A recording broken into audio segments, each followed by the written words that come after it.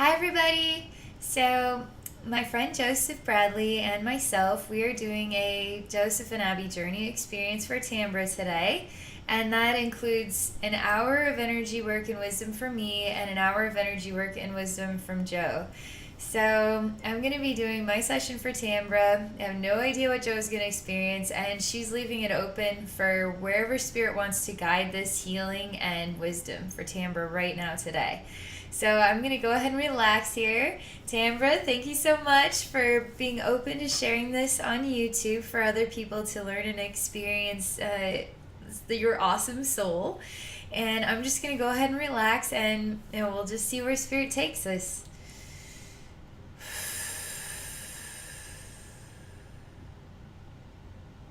So I'm just relaxing my energy field.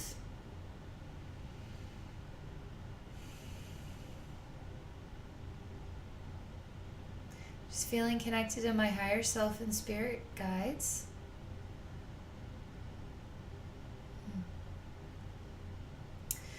I feel immediately like there's an essence of you're opening up. There's black flower petals that's sort of lightly coming together, and there's a tiny little hole of light. But these black flower petals are just so soft and delicate, like they could instantly just blow open or even fall off. I can't explain it, but this is a very positive image. And so we're seeing these flower petals kind of coming inward, but they're so delicate and light, like they could open up at any time. And there's this pinpoint of light that is wanting to come out of you. I mean, it is wanting to beam out of you. And it's funny because I can see the light at the opening, right? But deep inside yourself, there's light that is actually like emanating out of you. So where this light is coming from, it's like let's say we have a box and there's like a little hole at the top, and then there's a flashlight on the inside. And so the light is not at the surface of the box; it's actually coming from inside the box. So like here we have these flower petals that are just kind of softly closed. They're not like tight. They're just like delicately closed. They could open up, like there's no resistance going on here. There's just a little emanating light coming out, but it's not light at the surface. It's coming from deep inside yourself. Like you're emanating light deep down inside, and this is really exciting. This is like super cool. So I'm talking to my spirit guys. I'm talking to the infinite universe. How do we get Tambra? How do we get these? They're almost like leaves or something. Like I just want to. How do we get them to know that it's safe now? How do we get them to know these little flower petals to know that they can let go, that they can truly open up now? Gosh, you're really getting bright on the inside. I mean, you're really dazzling. Like you're really turning into a really beautiful light. Inside is really radiating.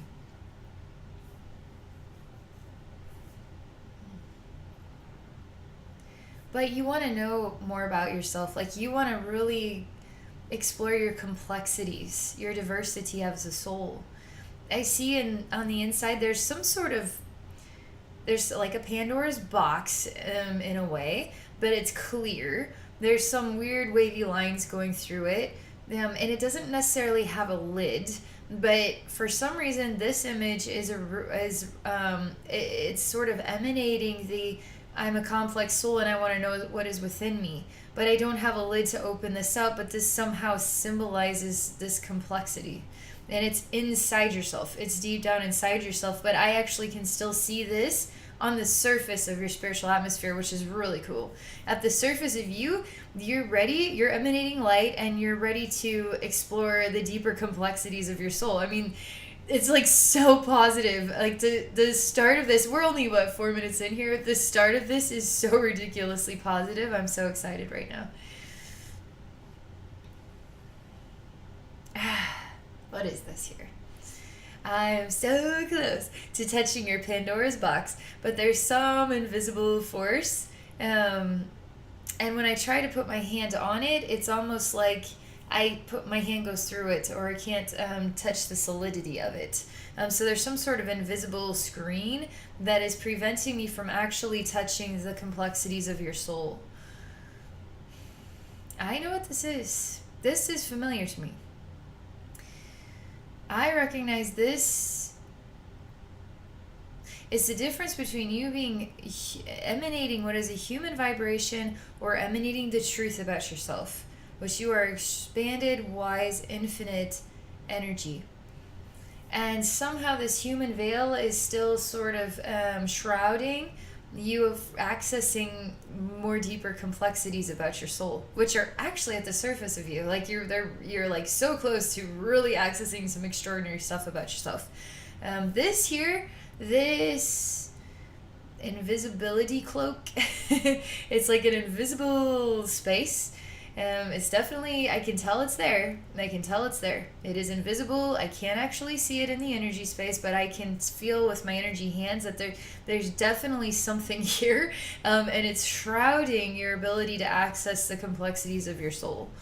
But I'm telling you, it's actually pretty quick and easy to lift this off. So let's just keep learning about this. It's quick and easy because you're going to actually accomplish this. That's what's coming to me.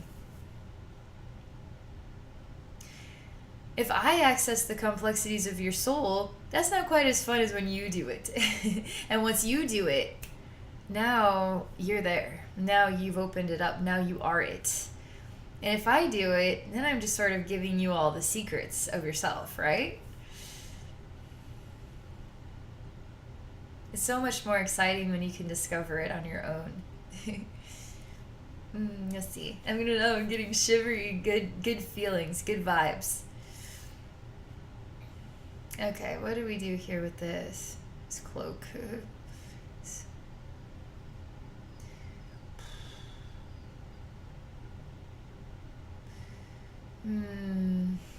There's a really dense, sort of heavy.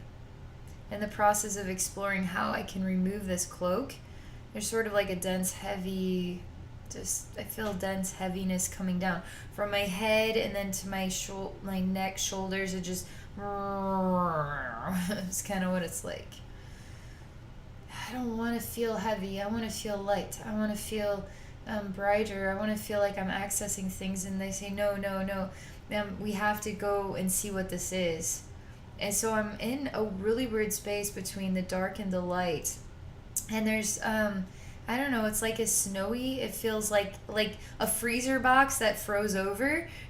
So it's not like snow, it's all like maybe an ice room or something, but it's also got a dark aspect to it as well, and I'm just sort of in here and I'm kind of shivery. But I also feel like I'm on my pathway and I'm going forward and I'm finding something truly wise beyond myself and within myself. And I'm a journeyer. And I'm happy about that. I know I can go beyond this. I know I can go beyond anything I've ever seen, felt, smelt, sensed before in my life. And I must walk this pathway, even walk it blinded in order to find my way, which is to find myself. Without knowing myself, I discover who I am. This is a really extraordinary, whatever this place is really extraordinary. I don't think that there's human language to define what this space is that you're also interconnected with. It is unbelievably dimensional. I mean, how am I supposed to describe it? Extraordinary sacred geometry, like on a level that you couldn't fathom. And it's so wise within the soul essence.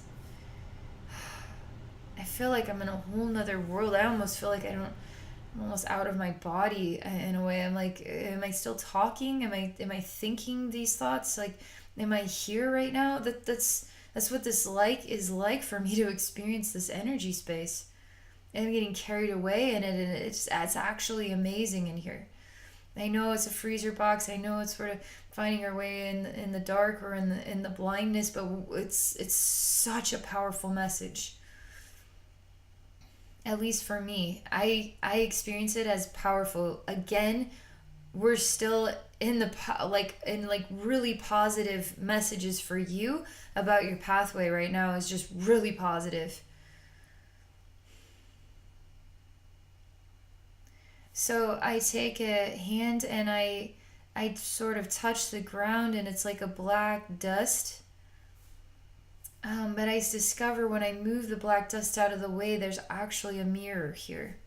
And I'm in the white, sort of frozen space, and I'm kneeled down and I'm looking at this dark mirror. But it's cleaned off. It's actually a clean black mirror. So I can look at my reflection in the darkness. And I say, I know who I am. And I'm at peace with all sides of my infinite totality. I'm at peace with chaos and love. And I can meet them in the middle in a state of infinite harmony and bliss. And it's okay to see all the infinite sides of myself. It's okay. I give myself permission. And I choose to love myself as I am in all the extraordinary ways that I am, in chaos and in love, because that is what truly makes me me. The dark mirror is still there, and I'm okay with that. This white frozen side is still here, and I'm okay with that. But there's something about this space that it needs to be more harmonious in its own elements, because we can't have a white space that's frozen, and we can't have just a black mirror on the ground. We need to have more comprehension, or maybe a space of light that's not about I'm frozen, like frozen in time, frozen light. I don't know what to make of why it is cold. And then why is this mirror on the ground? So there's something about the dynamic that still needs some harmonization. But it's still a ridiculously cool, really awesome, totally neat dimension that I'm in right now, and your spiritual atmosphere is really, really cool to experience. It's really one of a kind. Hmm.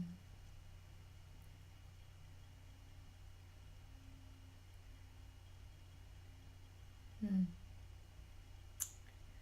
I'm examining this. I know I have to blend the dark and the light. So I'm taking my hands and I'm allowing the dark mirror to enter into this space of white frost, basically, and allowing them to blend. And let's see what happens when they blend. The frozen white side begins to cry, but it's like the ice is melting. But it quivers inside of its heart as it feels that dark mirror, but it also feels that dark mirror is a reflection of what love is, because within that is depth of emotion, depth of feeling, depth of sorrow, depth of longing, depth of remembrance, depth of reverence, depth of gratitude. And then it feels so deep and intense, and depth of honor of the soul's journey, which is so immaculate in its own right. It's amazing. The white tears turn into a woman, and the woman bends down close to this dark mirror as though it is water itself, and somehow she wants to touch the mirror with her tears, which is her love for it. And oddly enough, Tambra, it's like a romance between like really connected souls. I'm telling you, it's beautiful. And she longs so desperately to share her emanation with the other half. If the other half would open up to receive her, then they could both join in bliss and harmony. And it would be unbelievable how that could feel and how that could be and what it could mean even for the universe itself when their two souls touch.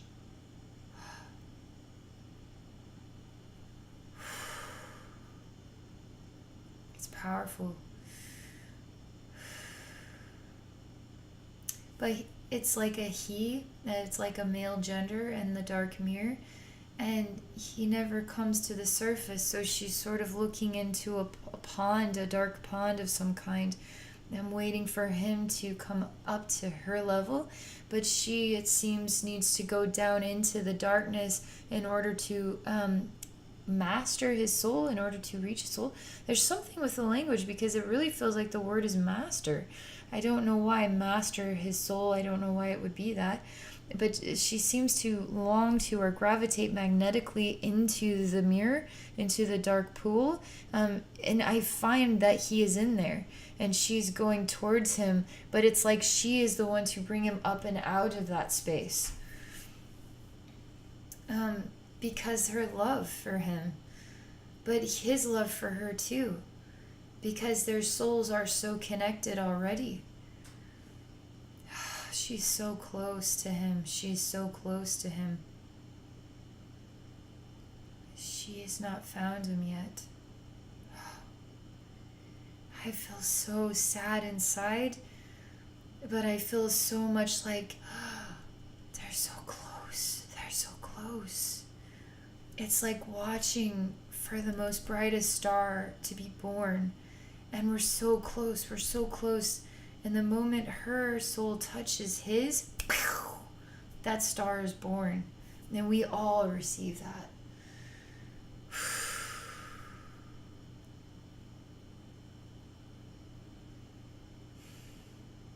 But I see that your soul has gone into darkness in order to get to him. But your soul also got lost in the dark too. So we are all, we are all like the universe is all just like, oh, they were so close, but now she is lost in the darkness too. And so we will wait, and we will wait, and we will wait, and we will wait, and we will wait till that time when this happens. And I'm telling you, it's like the real way the universe feels. It tingles everywhere when extraordinary souls, blissful lovemaking souls, like hardcore connected vibrations touch. It's like stars are born and the whole universe has an orgasm or something. It's just like, whoa.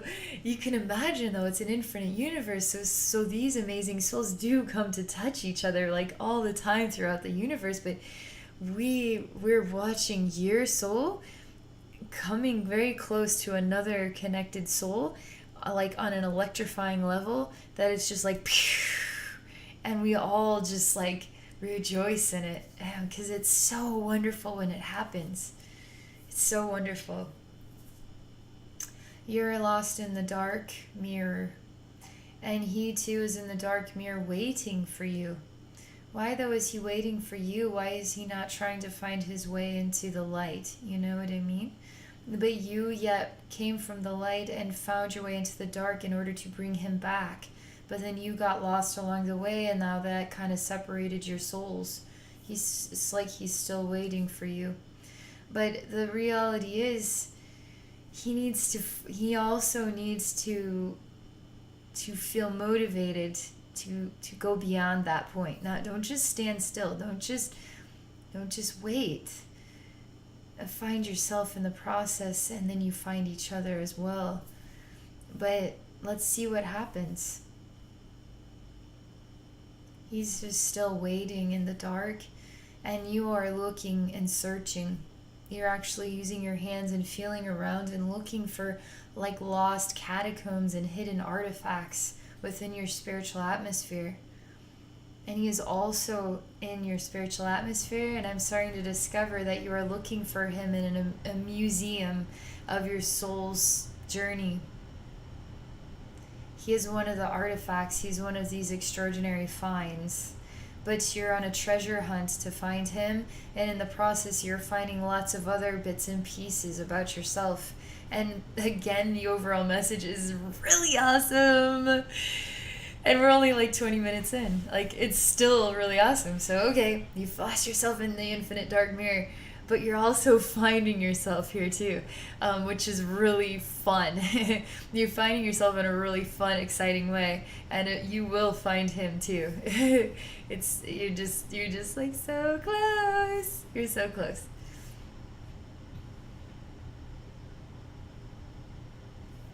Hmm.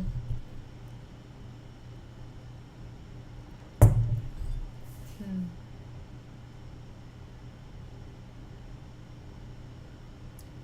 Okay. So I'm feeling around, which is also you feeling around, and I very noticeably prick my finger on a tack, like the tack just goes straight in. It's not just like a little ooh. I just poked on something pokey there, but it actually punctures in, almost like if you're diabetic and you gotta test your blood, so it pokes into your finger and then the blood comes out. This sharp tack like thing pokes into your finger and then it comes out. It's not just like kind of rubbing your finger along. It's like, ooh, something sharp there. No, it goes in and then comes out. It's drawing blood or leaving it's a noticeable moment. What do we make of it?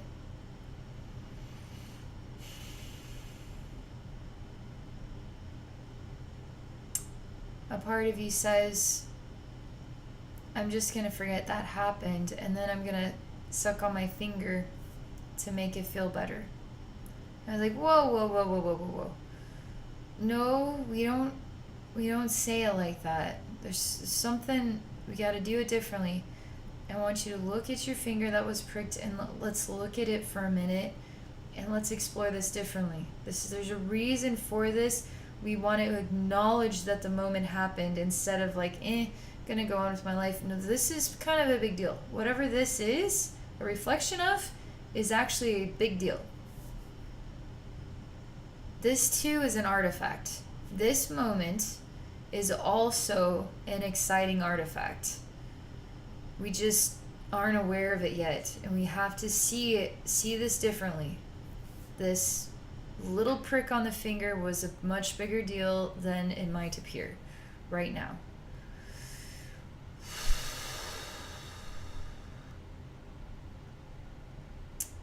You gaze into the blood on your finger.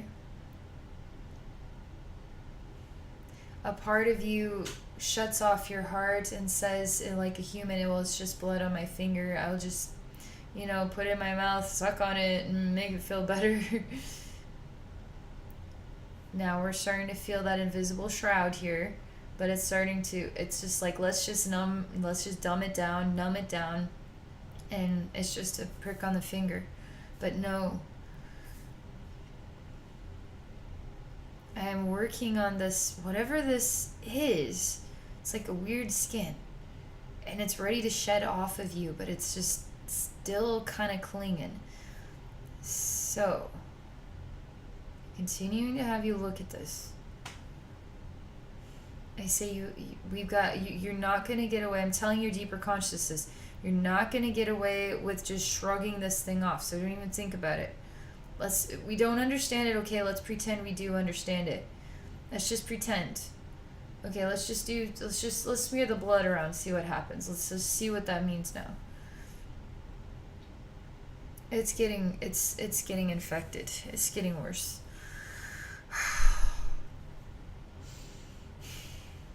So we need to keep messing with it. We need to keep touching it. We need to draw out something from it within this. It's a much bigger deal. It's just like, it's nothing. It's nothing. It's nothing. It's nothing. Eventually we need to just put our foot down and say, damn it, it is something. This is actually something. It's time that you looked at this. This is serious.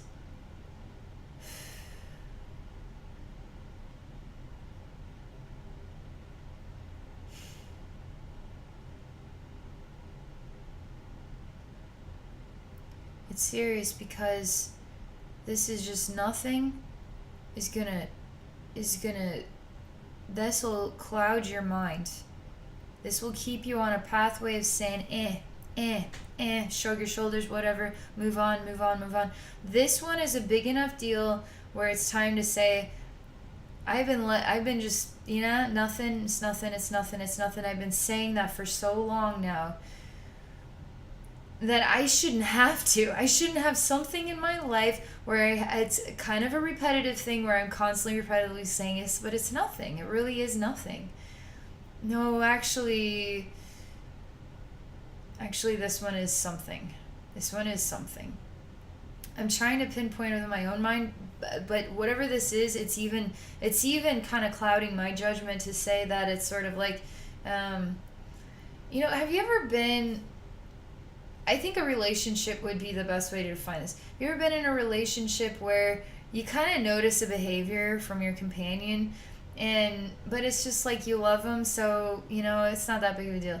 But now it's like 4 years later, and it's kind of starting to become more noticeable because you're growing and changing in a way where you can't really keep saying it's nothing anymore, and it's kind of needs to be explored and worked on together, but it's not happening. And again, it's just like I just keep overlooking it, and now more time is passing, and it's just like when are you gonna stop and say there's more to this one? This one I've been saying, I'm going to stop and take notice that this one I've been kind of ignoring for a while, but I'm not going to anymore. But then when the day finally comes where you say this, you're so desensitized to saying, it's nothing, that you can't actually access the frustration, the honest frustration, because you kind of become numb to it because you put up with it for so long. And now you don't really know how to talk about it. I don't know. Does this make sense? I'm trying to put my finger on what this reminds me of because it is very numb. It has a very numb sensation to it.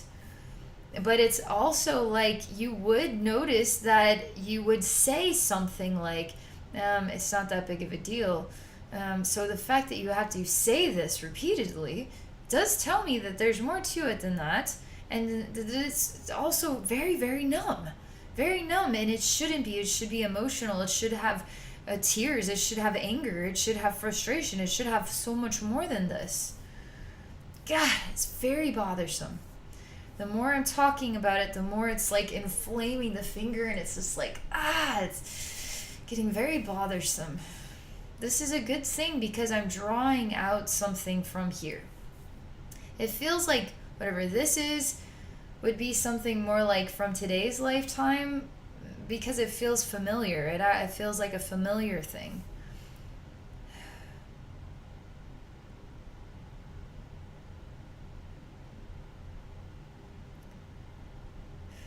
You say, but if I focus on this, then now I'm not looking at all these other artifacts. I'm not finding myself through the dark in all these other ways.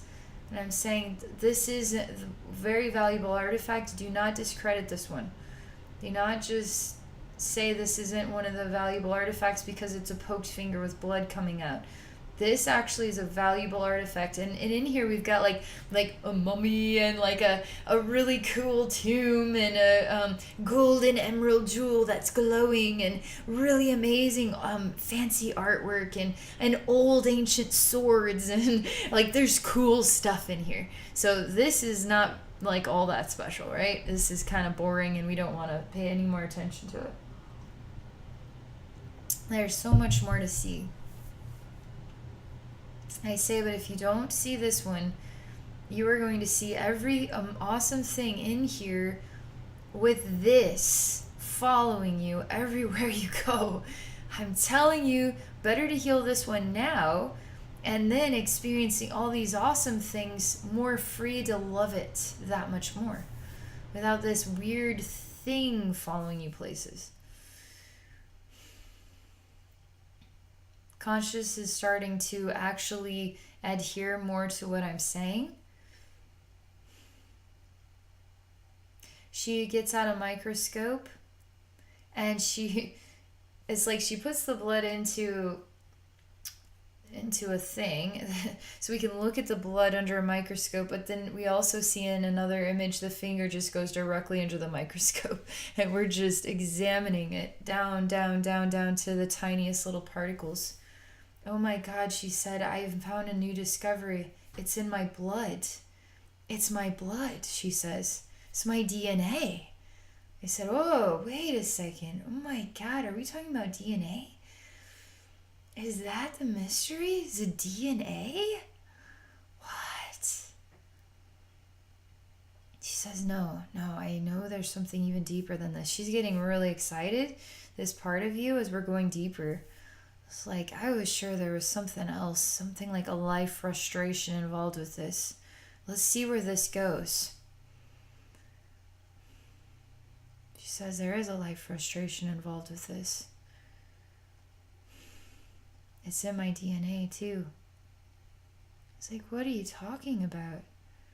It's like, are we talking about family members or like experiences that, maybe you had experiences with your parents and sort of passed down from generations? Is it an ancestral thing? Like you're working through some sort of vulnerability that gets passed down to every female generation after generation. Like what is this? Like we're both like, wow. Oh my God. It is actually really exciting right now. She says, Abby, she's talking to me. I don't even know how to explain what she's saying. She says, Abby, ... and she shows me like million images, and they're all in weird writings, and it's very confusing. It's almost like there's a book inside your blood, and it's all sort of scattered into bits and pieces, and some of them feel like glass shards in the process, and it's like the story, some sort of story that hurt, and we're trying to put the pieces back together so we can actually read the story, and it's all inside your blood. But there's one that's actually a very sharp glass fragment in the blood, and it hurts very badly. I have most of the pieces put together now, but this one is like very jagged, sort of glass shard in the blood. She actually just asked me to remove that little piece, and I say, oh, I would love to. I don't know why, but I take a cotton ball and I just go on it, and it just absorbs into the cotton ball, and I say it's gone because it's so small.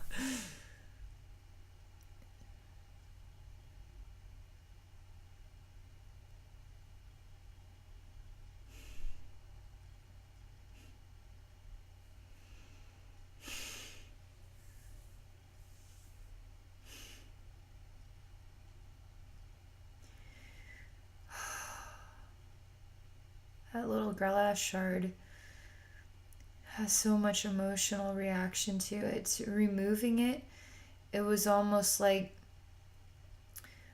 taking a stick out of the spine, and then the spine for the first time experiences itself, and there's such a rush of massive emotion, and it's actually angry at first, and then emotional and sad, and then confused, and then starting to find peace of mind, and then saying what happened, and then saying who am I. Like, so there's just like a ricochet of emotional reactions that now come to, I can be the book now, I can be the wisdom now, I can be whatever this is. So it's almost like in awe of everything. The glass shard, I don't experience it right now, but I'm still kind of feeling a little bit it's still not, I'm still not 100% convinced it's like 100% gone yet. I don't feel it like completely gone yet. Let's see what we can work with now. The problem is I keep seeing the cotton ball over and over and over again. Like we don't want to just let go of the cotton ball, the glass shard on it. We just want to kind of keep it lightly intact.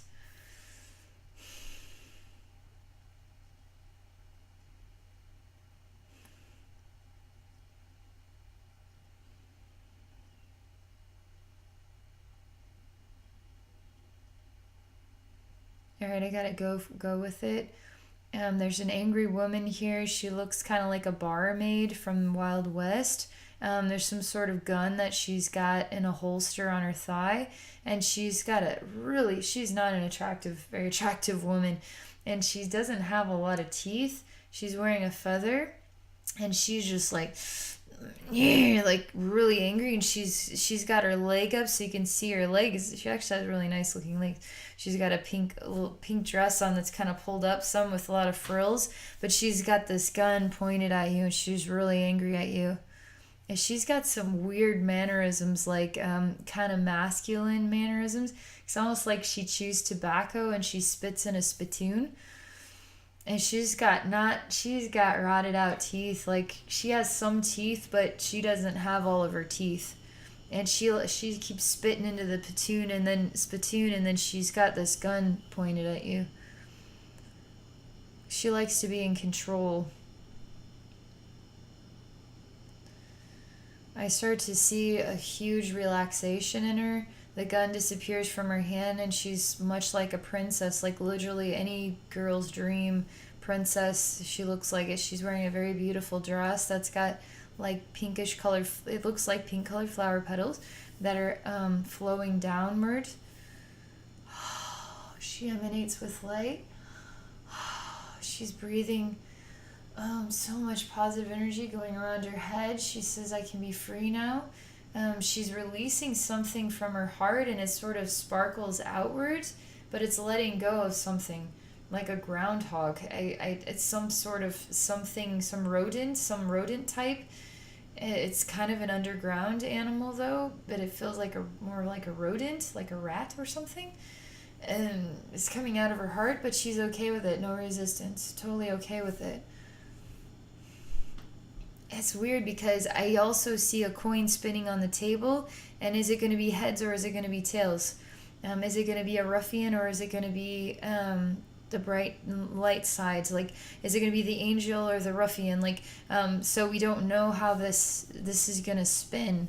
Tail is going to spin. But she never goes back to being that ruffian. She keeps emanating this gorgeous flower lady. She's like a flower lady because her dress is like a flower, lots of petals, and her body and her face and everything kind of reminds me of a flower somehow. Just this some sort of curvature about her face, and she's kind of a lot more narrow, but she's got curvature in the way that her narrow body kind of slenderizes to like the beautiful flower petal dress.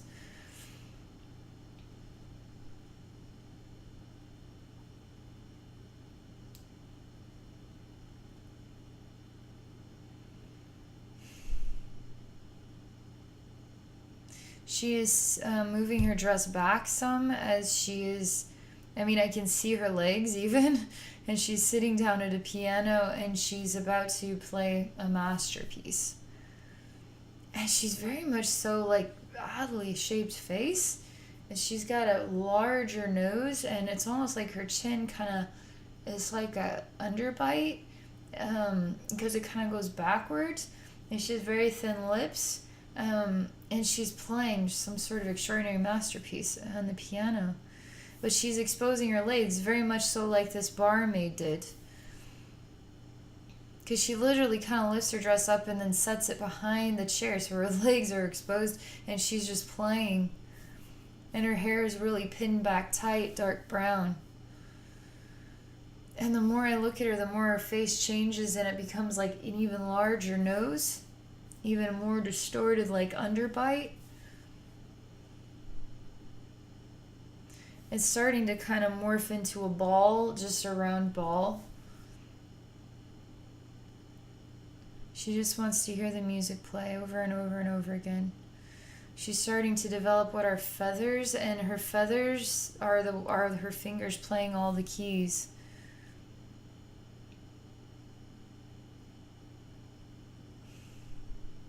Her soul is releasing something. It's not, I don't know that this is ever going to make sense, but your soul is going through a process of releasing through playing music and transforming. changing forms and ways of expression, somehow your soul is healing whatever this is. And it's actually very freeing for the soul. So your soul is just like really beautiful piano music very quickly, lots and lots of notes, sprinkling, going up and down, intensity, climax, slower, softer, but it's just like so much communication through sound. And it's very, very healing for all that you are, like very, very healing. I'm wondering if this music will call this other half in the dark mirror. She tells me it will not. He is not able to hear it at this time. But I will continue to play it. She looks much like an ostrich now. Much like an ostrich. She does. Because her big bottom, which is like an ostrich bottom with all these big feathers, which almost could look like flower petals in a way. And she has this very long, neckline, and then this face. This very much looks like an ostrich, and she's playing with her ostrich wings and feathers. She is continuing to sing from her heart through her fingers that are playing the sounds. It's very healing for her. Man, I'm in some deep, unknown zone inside your spiritual atmosphere. It's really a crazy place in here. It's really exciting and interesting and different.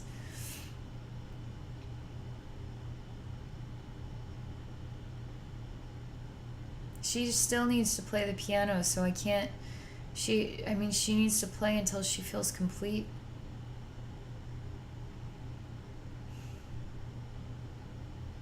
She says, I want to play the piano forever, and I never want to stop.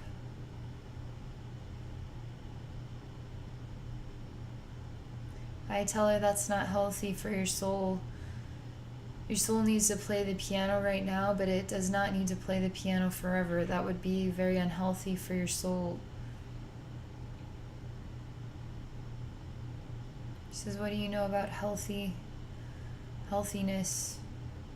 for the soul? If I feel I need to play the piano forever, then my soul is complete with the experience of playing piano forever. So who are you to tell me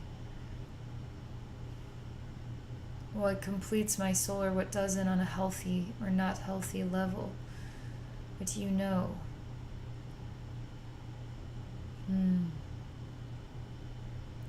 Telling because you have something very important that you're meant to experience. And if you continue to play the piano, you are resisting your journey. And you are trying to suspend the experience, to resist, to not have it. A part of you is not wanting to have this experience, so if you just keep playing the piano, it's like delaying. It'll just like delay it forever. It's like kids, they never want to go to bed at night. Find a million ways to keep delaying. What they actually need is sleep. And this is very similar.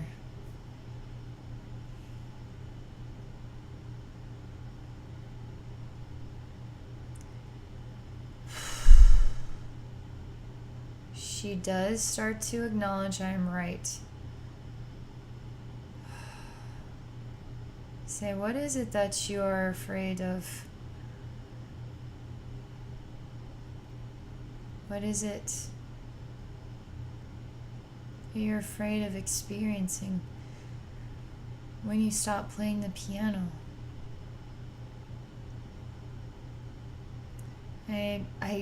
I'm just kind of trying to close the piano or stop the piano from making sounds. I'm sort of moving her away from the piano. There's a deep sorrow that she hasn't come to peace yet with.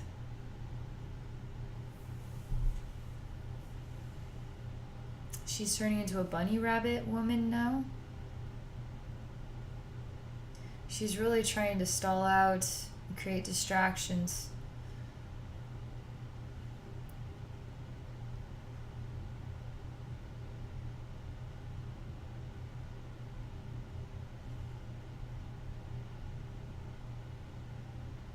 You're afraid of change. So that's why you don't want to change anything. You want to keep things the same forever, so because you're afraid of change.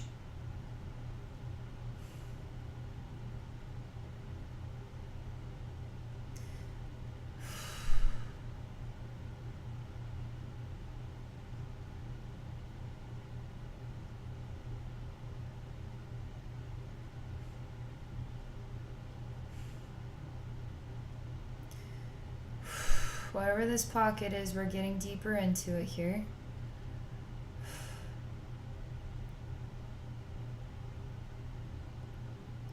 It's black. It's weird. It's slippery under the feet. It's like a slippery, like slip and slide material, and a oily black. It's like really slippery in here.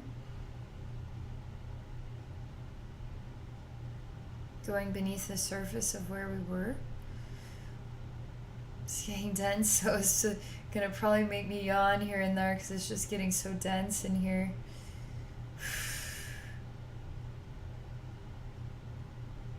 There's not a lot of emotional reaction down here. It's dense and quiet. We're beneath the surface of that. It wants to feel an emotional turmoil and wants to scream, but it never does feel the turmoil or scream. It gets lost in the density and then it mutes itself.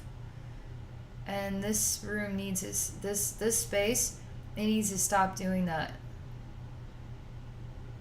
Stop muting yourself. You need to express yourself without doing it internally. You gotta do it externally. Boy, there's a lot of resistance, but then it snuffs out. This is a crazy dense space. A very silent dense space.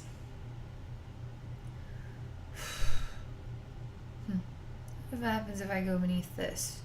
Find a little cap, so I'm just unscrewing it, toss the cap, and I'm going down a tiny little pipeline. Go deeper here than this. Let's see. Oh man. Very dense. Oh man, it's almost put me in a sleep. Dense. It's okay. It's better to get down, down, down beneath the surface of all this other stuff.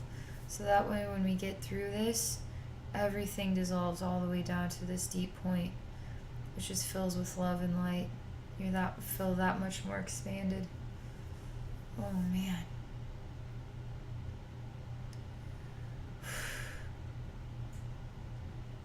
There's a thorn down here. So the thorn again wants to prick my finger, and it's more like a wood chip than anything. That it's got a sharp end, a really sharp end.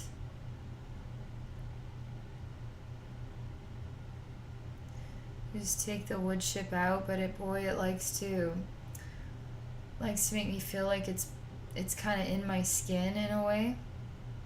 It's just a hurt. It's just a really deep hurt. But it's just like a splinter that went deep into you instead of coming out, went inward. Splinters are supposed to come out, but this one grew inward. There's something about this conversation. Sometimes we have experiences in our life where we really need to speak up, but instead we go inward inside ourselves and we never say anything. And that's what this reminds me of. Choosing to not speak up, and then somehow we swallow it down and it becomes a splinter that goes within us. But that only really happens over like a consecutive experience of saying it's not that big of a deal, or just holding the true message inside yourself, not speaking up. So the splinter is going to come out today.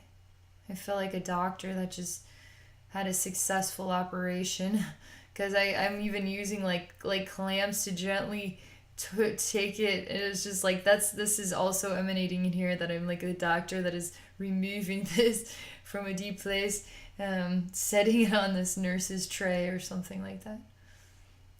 It is really got a gross slime to it.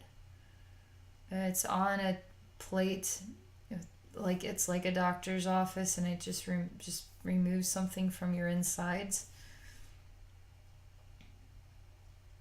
That feels better. That feels a lot better. Okay. Um, so I see your throat is actually covered in these splinters as well. I removed that one, and now throat says, I've got a million of them. I've got a million. Help me. It's like, okay, let's see what we can do.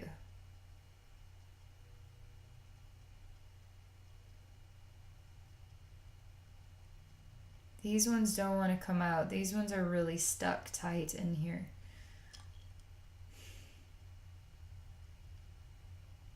If I use my little tweezer things to pull these out, it's like it could pull them out and just grow back, or it's just like I put the tweezers through and it's an invisible thing. So, and this is big. This here is a big deal. What can I do to dissolve these? My higher self smiles and says, simply bringing it to your awareness. Coming to your awareness is already starting to dissolve them. And there must be something in your life that is akin to, as best as I can describe it, having to do with needing to say something, but kind of feeling numb to it, and it's kind of okay, it's become okay because you're used to it, kind of thing, so it's like numb to it. And really, it's not okay, because nobody else would do it like that. But you gotta constantly be like, yeah, whatever, it's so-and-so, or so-and-so, it's just so-and-so again, it's just so-and-so again. But that sucks. That's just a sucky thing. And it's just, I don't know what this is that you're not speaking up about, but you swallowed down a big splinter, it's been removed, and now we're starting to see that the throat has a lot of splinters where you need to speak up about something, but you're kind of swallowing it down.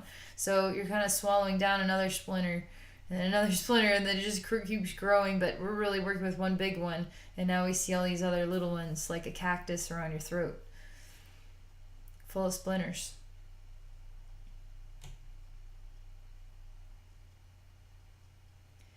I'm encouraging you to sing. Not just play the piano so the sound and the music heals you. What is this like? What is this rhyme of? I'm just gonna turn up the radio and just zone it out into the music and just allow that to happen. And so it's getting lost in the music without being the expression, So there's something here about, okay, well, let's just let you play the piano, but this time you gotta express yourself. Not just your body language, just not just the moving of your fingers or whatever, but you need to express yourself. And you need to be you. Stop trying to be a million and one different things. You need to just be you.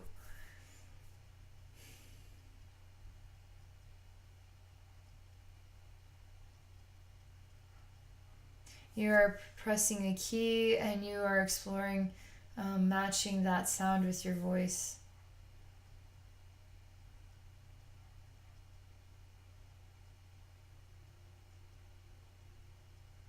Say, I can't do it. I can't do it. You're becoming a little girl in a red dress. Say, I can't do it. She said that without saying it at all. She just shared it with me inside her heart. She just said, I can't do it in her heart.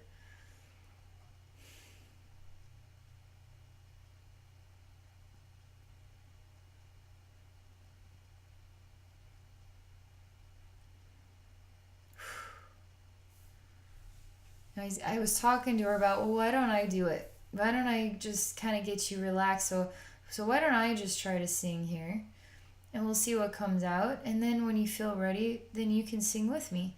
And we don't have to be perfect singers. We could be really crappy singers. But sometimes trying to just speak, This also reminds me of, you ever have a situation in life like this is reminding me again, you really need to say something, and then the time comes when you say it and you just kind of, it's just almost like it really awkwardly barfs out, and you don't, and it's just like, wow, that was all like extremely, that was either a extremely like expressed on an extreme that wasn't quite what you wanted it to be, or it just didn't come out smoothly. It didn't come out quite like you thought it would, and it was almost like you kind of felt a little embarrassed or ashamed about you trying to simply just express yourself in a way that you just chose not to, and now you are choosing to. And so sometimes it comes out crappy when we finally say that thing. And so it's like, here we are, it's sometimes we don't have to be amazing singers. Let's just sing and just do it. And we'll sing crappy together if that's what we need to do in order to open our throats.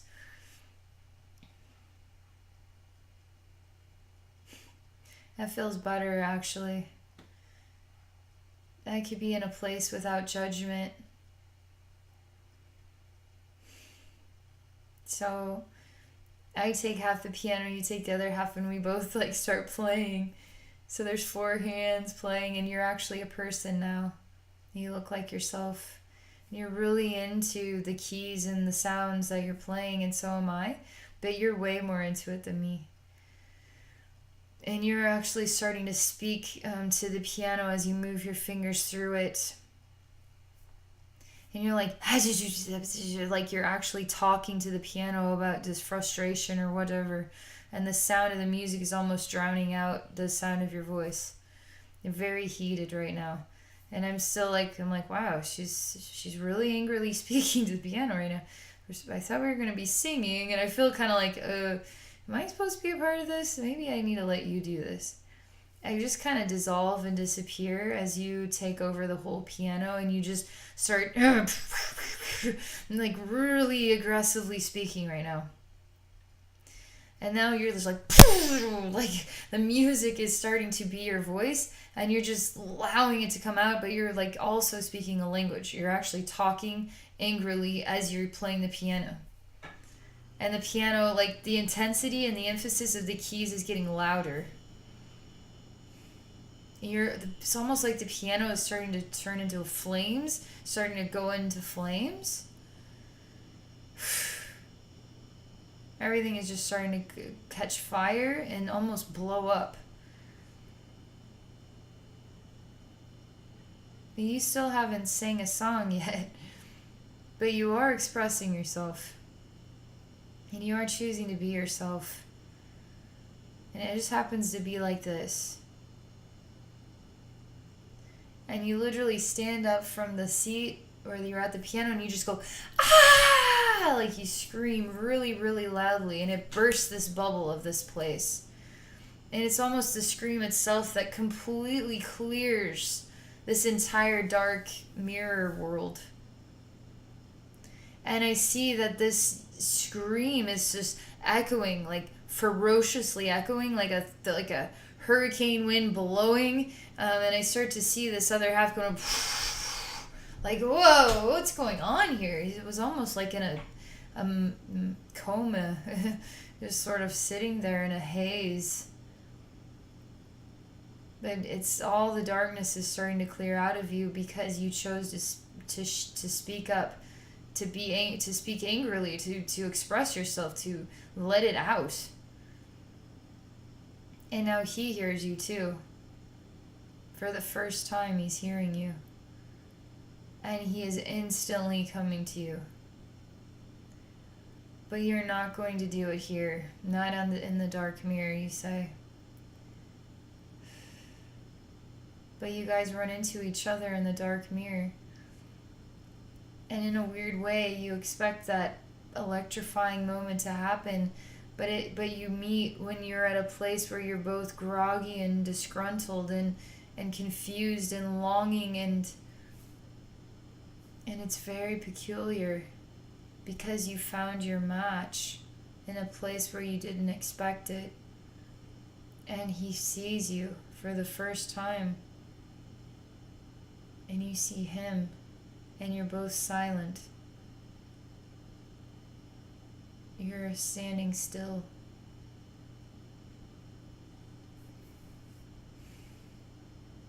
I hear a music box playing a song.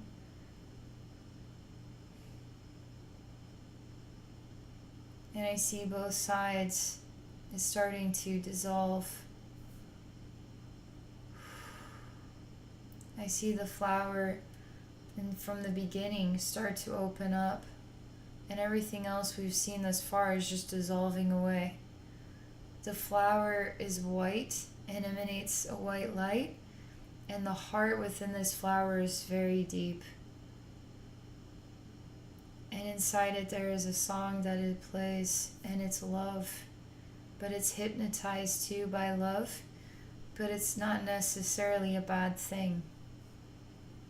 It's comprehending itself through this perplexing, unexpected event.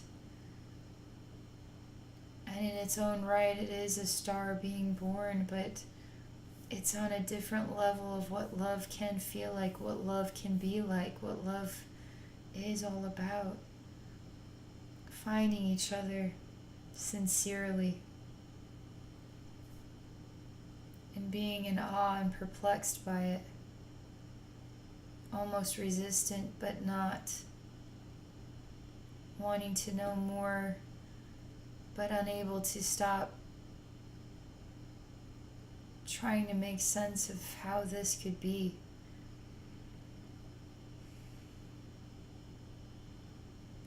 Wow. The flower just sort of lets go of itself, and there's a tiny little orb of light that is going up and up and up and up and up. And I see two dancers on the inside. They both smile at each other. And there is no, we're so far away from anything we've seen thus far because it's so warm. But it's true love. It's true love. True love is old. True love has birthed stars so many times. And those stars are still emanating light from their love that started eons ago.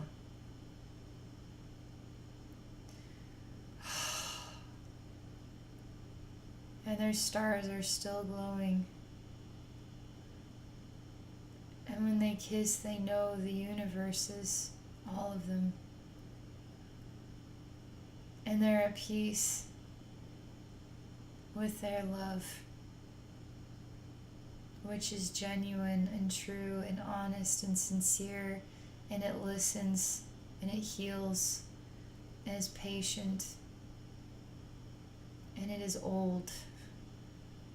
It is a very old love.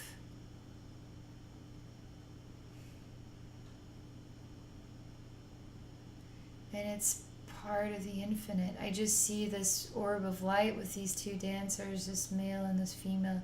He's wearing a black suit and she's wearing a white dress. How peculiar. It's like a wedding in a way. And men wear black and women wear white, and it's like the yin-yang, the balance of the soul in harmony.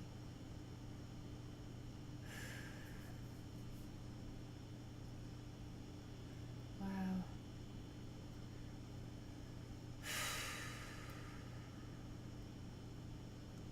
That was so neat.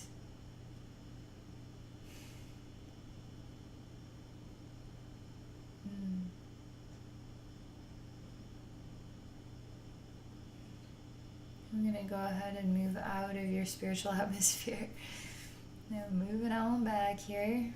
I'm just letting you be you, me be me. I'm just disconnecting.